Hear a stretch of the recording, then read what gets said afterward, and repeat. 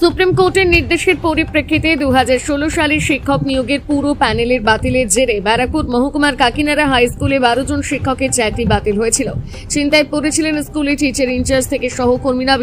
বিষয়টির গুরুত্ব বুঝে মুখ্যমন্ত্রী মমতা বন্দ্যোপাধ্যায় গতকাল নেতাজি স্টেডিয়ামে চাকরিহারা শিক্ষক শিক্ষিকাদের নিয়ে এক প্রস্তুত বৈঠক করেছেন। মুখ্যমন্ত্রী পরিষ্কার জানিয়েছেন, আপনারা কাজে যোগ দিন, আমরা আপনাদের পাশে আছি। সেই কথা মাথায় রেখে আজ ব্যারাকপুর মহকুমার বিভিন্ন স্কুলে চাকরিহারা শিক্ষক শিক্ষিকাদের একাংশ কাজে যোগ দিলেন। কাকিনাড়া হাই স্কুলের 12 জন শিক্ষকের চাকরি বাতিল হওয়ার খবর পেয়ে মাথায় হাত পড়েছিল স্কুলের টিচার ইনচার্জে। যদিও আজ তিনি জানিয়েছেন 12 জনের মধ্যে 9 জন আজ স্কুলে ফের নতুন করে কাজে যোগ দিয়েছেন। আর কি বললেন শোনাবো।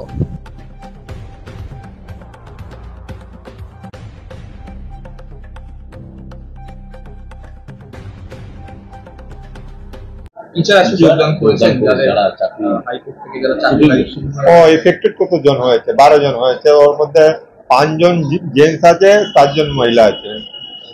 আজকে কতজন এসেছে? আগে মুখ্যমন্ত্রী বৈঠক করেছিলেন, 12 জন মধ্যে 9 জন এসেছে। সুপ্রিম কোর্টের নির্দেশ দিয়েছিল, সেটার পর মুখ্যমন্ত্রী বলেছেন যে আপনারা কাজে যোগ দিন। আপনার স্কুলের টিচার সংখ্যা কতজন আর কতজন এফেক্টিভ?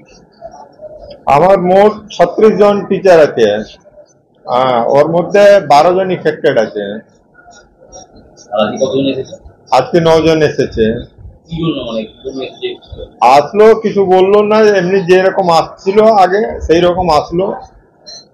ডিউটিতে যোগদান দিয়েছে, ক্লাস করাচ্ছে। আজ পরীক্ষা চলছে, ইনভিজিলেটর রূপে ডিউটি কাজ করছে। কি মনে হয় ভবিষ্যৎ কি হতে পারে? ভবিষ্যৎ তো আমরা কি বলবো, এটা রাজ্য সরকার আর সুপ্রিম কোর্ট হাতে আছে। আমরা ভবিষ্যৎ দিকে কি বলবো।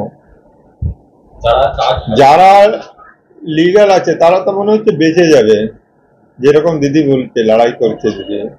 আর যারা ইলিগাল অ্যাপয়েন্টমেন্ট হচ্ছে তারা কি করবে, সুপ্রিম কোর্ট বলবে। রিভিউ জন্য অ্যাপ্লাই করবে রাজ্য সরকার, শুনেছি, যার নিউজে আপনাদের। কিছুটা তো স্বস্তি পাওয়া গেল যে 9 জন টিচার আসলো, ক্লাসটা যেটা কিছু স্বস্তি পেয়ে গেছি আমরা।